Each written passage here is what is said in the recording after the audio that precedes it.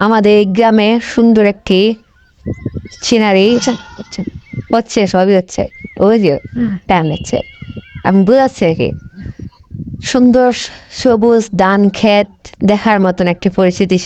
পাহাড়, সুন্দর একটি পাহাড়ের সামনে আসে আমরা দাঁড়াইছি। আপনারা দেখলে খুব ভালো লাগবে।